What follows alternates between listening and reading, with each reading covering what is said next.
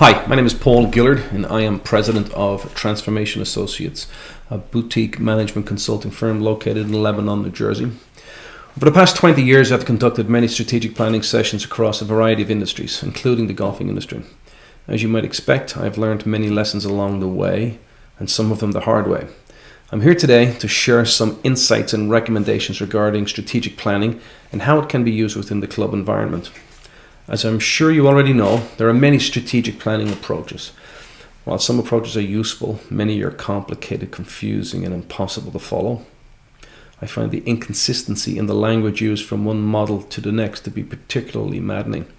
For this reason, I distilled the key strategic planning concepts and basic tools into a straightforward and easy to follow model. I will provide a basic overview of this model and will stay away from the typical consulting speak and unnecessary jargon. I aim to cut through the smoke and mirrors and to give you some practical tools that you will find immediately applicable.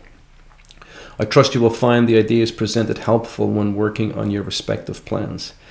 If you have any questions or suggestions, feel free to contact me directly using the information provided on this page.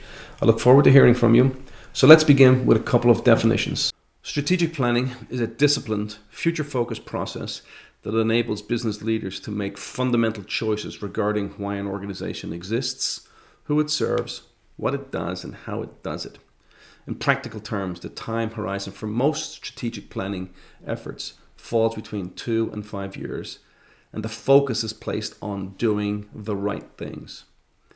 The strategic plan itself outlines the informed bets placed by executives to ensure that available resources, human, financial, and technical, are optimally deployed over time to achieve long-term quantifiable strategic business objectives.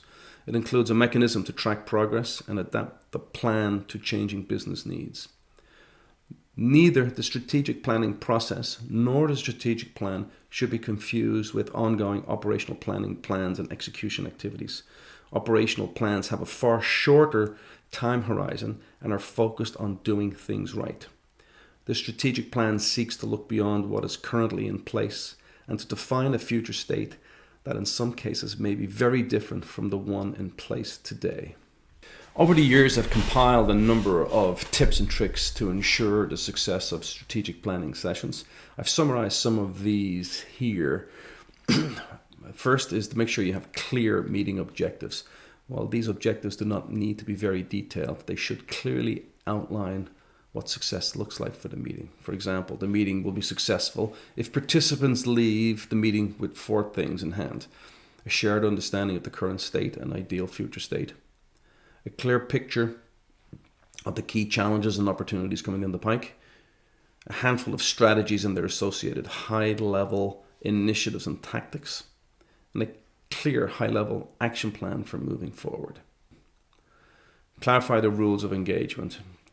This simply means outline the behavioral expectations for the participants. This is particularly important if you have some rogue participants who tend to be argumentative or stifle open discussion.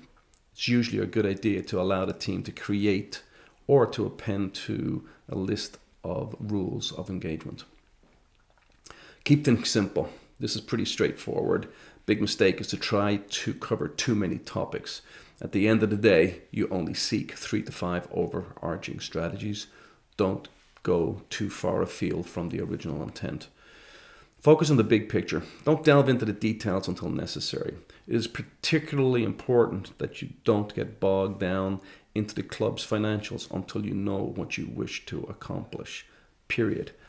Nothing shuts down conversation and idea generation faster than somebody saying, "We don't have the money to do things," or expressing the things that will stop things from happening. Acknowledge but don't dwell on the past. The participants should be respectful of and build upon the past, but not be constrained by the past. Participants must stay future focused. This can be tricky as people often want to express their dissatisfaction with what has not gone well in the past. Assign relevant pre-work to attendees. To keep things moving during the meeting, It is important to do as much pre-work and preparation as possible outside of the meeting. That might include interviews, surveys, benchmarking, looking at financials, assigning readings, etc. Remember, the meeting is a time for the discussion, debate, and decision making. Embrace open discussion and debate. It is okay to ask the difficult questions during the meeting. Nothing should be out of bounds. Don't be afraid to debate and to allow some constructive contention. Important decisions are rarely made when people are not given an opportunity to express their views openly. As a friend once said, participants will not lean in until they have had an opportunity to weigh in and share their views. Avoid being dragged down into the weeds. Again, this is a very common pitfall, and it takes a concerted effort to stay at the 50,000 feet level. This is particularly difficult when you have a strong personality in the group that is very operational and tactical by nature. They often struggle with abstract and long-term thinking required for strategic planning. And lastly, engage a facilitator to keep the group on track. This is critical to meeting success. The facilitator should be an independent and not have any skin in the game. Ideally, the person is from the outside of the organization, but you can use an objective internal resource with the right skills and experience. This is particularly important, once again, when you have strong personalities or factions within the group. The facilitator must have the authority to redirect the group and call out the difficult truths and questions. Sometimes the leader of the group tries to facilitate in addition to participating during the session. This is a recipe for disaster. This slide outlines a high-level structure for your strategic planning session. The typical session usually lasts somewhere between 1 and 3 days and often is conducted off-site to minimize business distractions. We have found that 1.5 to 2 days is about as much as participants can take without becoming antsy and restless. During the meeting, we ask participants to put their general manager hats on and to look beyond their functional or departmental perspectives on things. We ask that they look to things from an enterprise perspective. During this 1.5 day strategic planning session, the morning of day 1 is dedicated to reflection and assessment. During this portion of the day, we acknowledge the club's successes, review strengths, weaknesses, opportunities, threats, look at voice of the customer analyses, explore benchmarking information, consider industry trends and any other relevant inputs that are important for the group to fully understand and appreciate. The goal is to align on the current state and where the organization is at that point in time. The afternoon of day 1 is focusing on discussion and ideation. Here we begin to outline the future state and systematically explore some of the issues, gaps, strengths, opportunities that the group faces in order to hone in on a set of objectives and strategies for achieving those objectives. So effectively, we will identify the strategic objectives on the afternoon of day 1. On day 2, we shift gears a little bit and begin to focus in on prioritization and alignment. The goal here is to refine and align around the prioritized objectives and strategies that were identified by the group on the afternoon of day 1. If time permits, we will also try to explore the tactics and initiatives that may have been articulated on day 1. Ideally, we'd be able to put together some of the high-level target timeframes. However, it is important to realize that that is very ambitious to try and accomplish in this 1.5 day session. Rather, during this 1.5 day session, I would rather you emphasize the capturing of the discussions and the decisions. And it's not really necessary to ensure things are perfectly worded. There will be plenty of time after the session to package things up and prepare a high-level plan to share with the participants at the next meeting. One thing of note that is important and highly recommended is that you have the group get together after day 1 to meet over dinner and to be able to discuss the day's proceedings in an informal fashion. This is a very useful way of getting the group to align around what the objectives and priorities are for the organization. This is the Transformation Associate Strategic Planning Model. This simple 7-step process will provide guidance for you during the strategic planning session. We will go through each of the 7 steps in sequence, starting with number 1, the purpose. In order to really decide what the organization could or should do, we really need to understand the purpose of the organization. What's its vision, its mission, its culture, and values. From there, we begin to do an environmental scan, both from an internal perspective and an external perspective. Internal perspective is really looking at the strengths and weaknesses that we need to understand and appreciate within the organization. And then from an external perspective, what are the opportunities that we might want to explore, or threats that we need to address that are going on outside of the organization?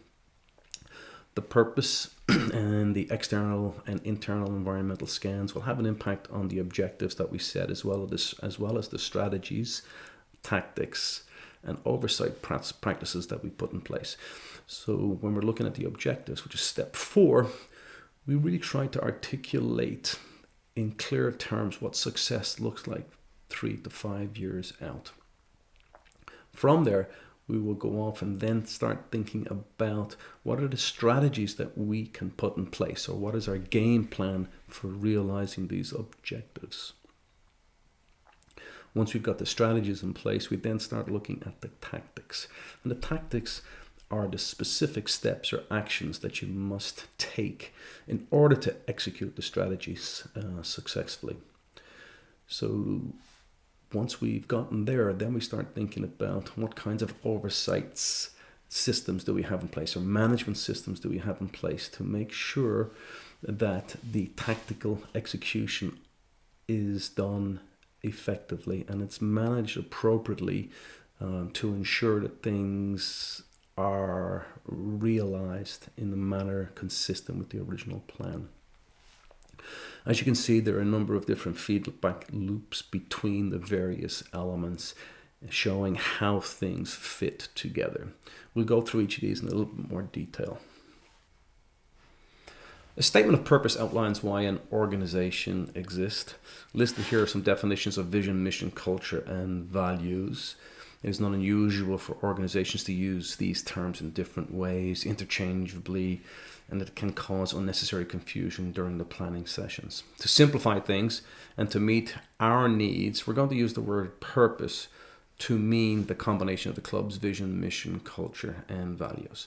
So when looking at vision, the vision really is a long-term aspirational ambition that describes your customers and how you will meet their needs. The mission is what you do, for whom, and why. It's your reason for being. Culture is made up of the club's traditions, behaviors, norms, and expectations. And lastly, values, club's principles and beliefs that guide the actions, decision making, and investments. If available, the vision, mission, and value statements should be shared, discussed, and refined during the strategy session. If they're not available, it is time well spent to develop these purpose statements early in your strategic planning session. The emphasis is not so much on detailed wordsmithing, but rather getting the sentiment down on paper and having the participants share their views in order to embrace the club's vision, mission, culture, and values, or as we've mentioned, its purpose. The formal language can be refined after the strategic planning session by the facilitator. As stated, the purpose of clubs can vary considerably between equity and non-equity clubs, public and private courses, resorts and country clubs, and when run by members versus management companies. The language used should make sense for the specific organization in question. Here's a sample purpose statement for a golf club: to give all who wish to play golf in our region a memorable, traditional golfing experience at a fair price. As you can see, this statement is likely to have a significant effect on what actions the club might take as it develops its objectives, strategic priorities, and tactics. The second and third steps in the model are focused on conducting an environmental scan. The tool most frequently used is a SWOT analysis. As you can see, the strengths and weaknesses analysis is internally focused, and the opportunities and threats analysis is externally focused. Other tools can be used, such as a voice of the customer analysis, surveys, financial analysis, competitor analysis, benchmarking, Petzl analysis, Porter 5 Fortis analysis, and the list goes on and on. Other tools can be particularly useful if there are specific things that need to be investigated and analyzed. For example, benchmarking information might be particularly important when seeking to set your membership pricing or evaluating your service quality. To help focus the discussion during the meeting, we typically ask participants to conduct their SWOT analysis separately and to submit them for aggregation prior to the planning session. Typically, we ask participants to document 5 strengths and weaknesses on provided templates to keep things at the right level of specificity. In addition, we ask participants to be prepared to present their analyses to the group during the strategic planning session. It is not uncommon for participants to have few strengths listed and to focus heavily on the weaknesses. I guess this is human nature to look at things that need to be improved. This is to be expected, but it's important that we do not lose sight of the strengths. Listed on the slide are a few questions that you might want to consider. So under strengths, as an example, what does the club do well? What qualities distinguish us from our competitors? What resources and capabilities does the club have? What are some of our tangible assets? Golf courses, tennis courts, buildings. What are some of our weaknesses? What are the things that the club lacks? What are some of the things that competitors might do better? Are there any resource limitations? Are there inefficiencies in the organization, or perhaps some poor quality services in the organization? The third step in the model is focused on conducting an external scan to help identify opportunities and threats emanating from outside of the club.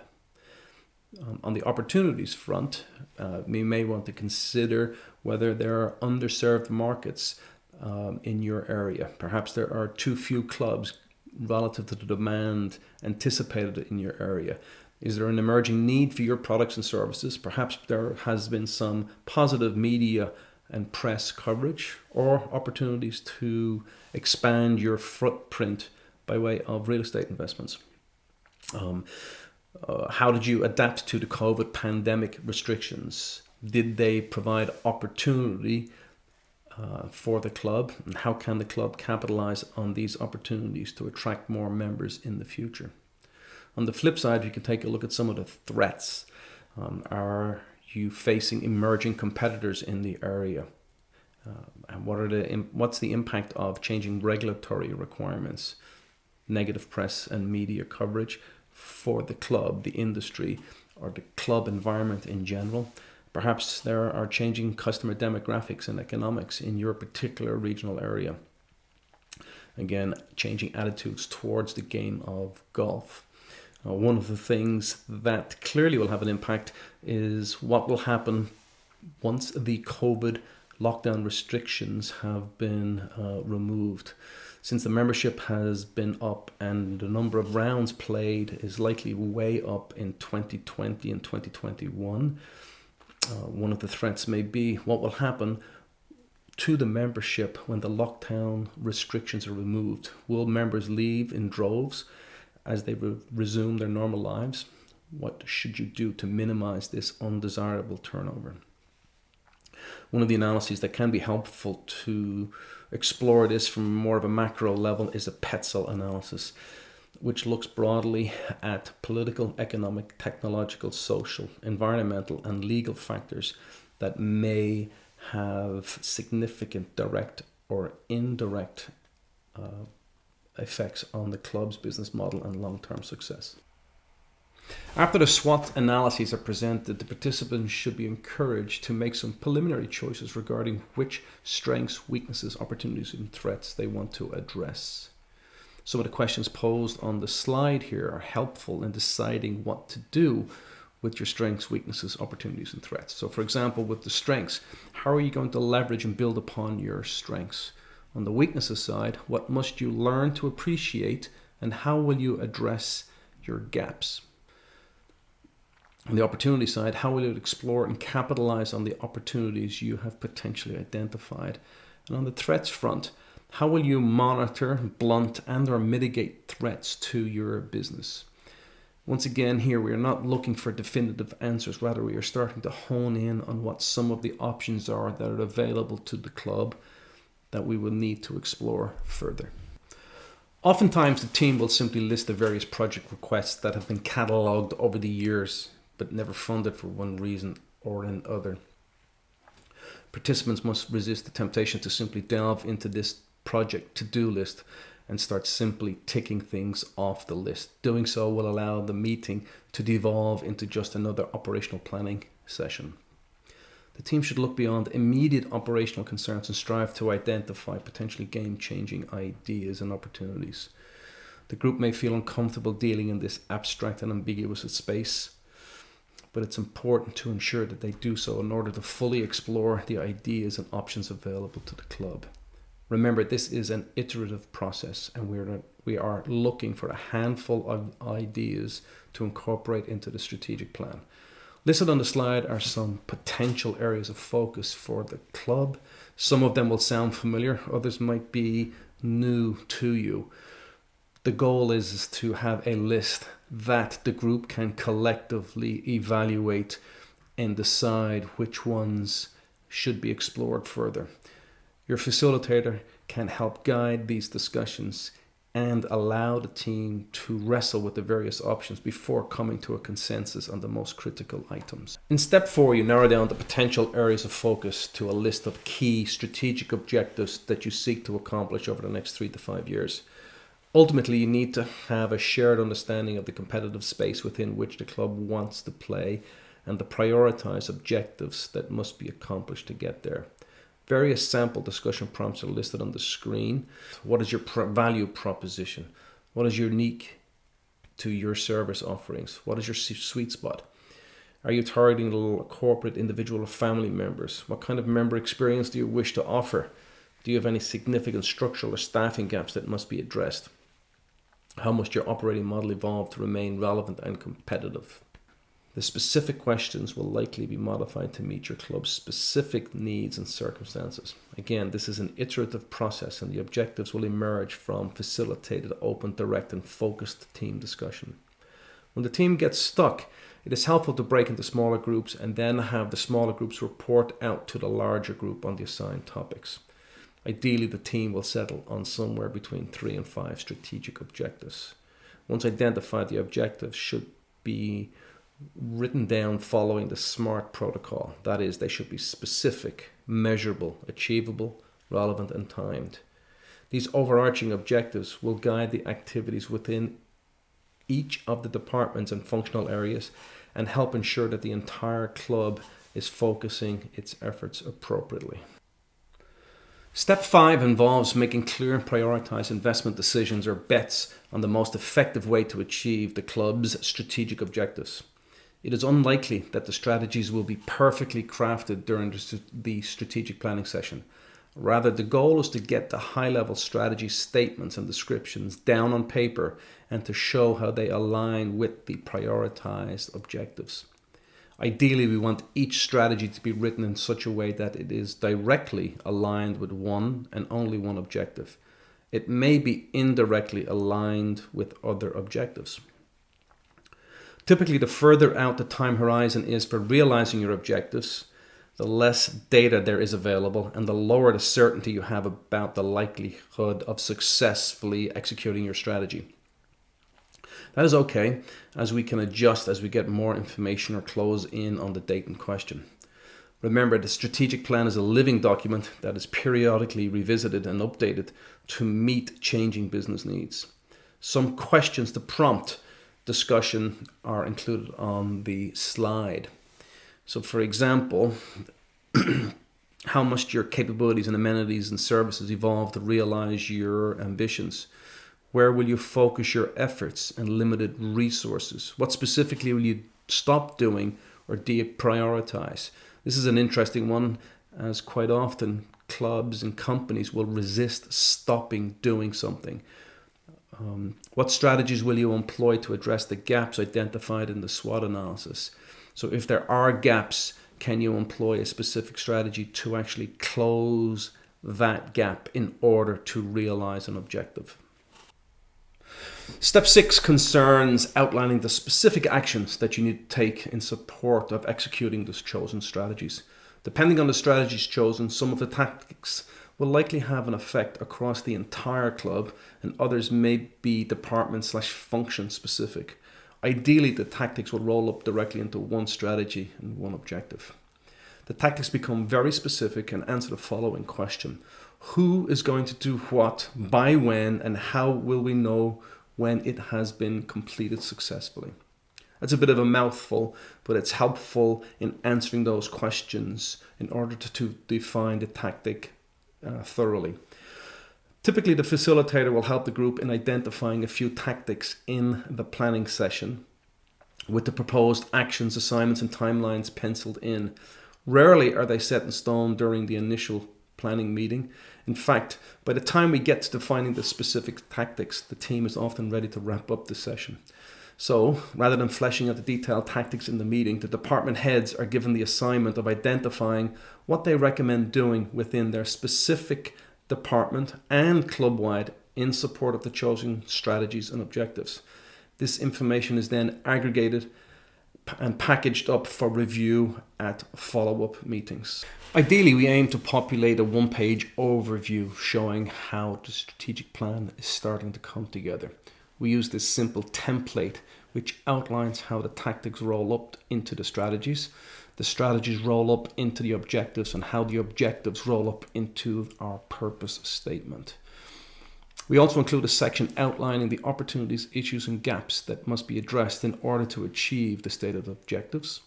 We include this section as we do not want to lose sight of the reasons why we need to institute the various strategies during this stage of the planning. The final version of the strategic plan, especially one that is communicated to the public, generally does not call out the opportunities, issues, and gaps. The initial population of the strategic planning template will no doubt be rough, and the language will need to be refined after the meeting.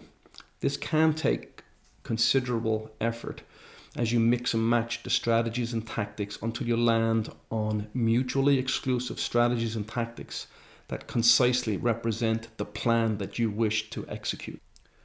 Typically, the last 30 minutes or so of the meeting are dedicated to discussing what kinds of oversight or management systems you need to have in place to ensure that the strategies and tactics are successfully executed.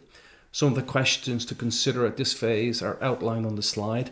They include: who is responsible for overseeing the finalization of the strategic plan and the associated roadmap? What do you need to ensure you have transparency and the ability to monitor progress against key performance indicators? Who is responsible for monitoring and reporting on the progress? How often will you review progress and adapt your plans? An important one also is: how will you communicate your strategy and tactics to your membership, staff, and other stakeholders? Ideally, one person is designated as responsible for packaging the overall plan and helping the various departments refine their specific tactics and action plans. Well, this is definitely desirable. It is not always possible to do so during the initial meeting. Regardless of when the decision is made, it is critical that one person be assigned the responsibility for overseeing the refinement and finalization of the plan and the shepherding of the implementation of the associated action plans. The specifics on how this is done is beyond the scope of this presentation, but suffice to say, this is not a trivial exercise. I hope you have found this high-level introduction to strategic planning helpful. Given the time constraints, there were many topics that I did not have an opportunity to adequately cover. However, feel free to reach out if you have any questions or suggestions or need assistance in preparing your strategic plan. I have included my contact information and a link to download helpful planning tools on this slide. I look forward to hearing from you, and best of luck in preparing your strategic plan.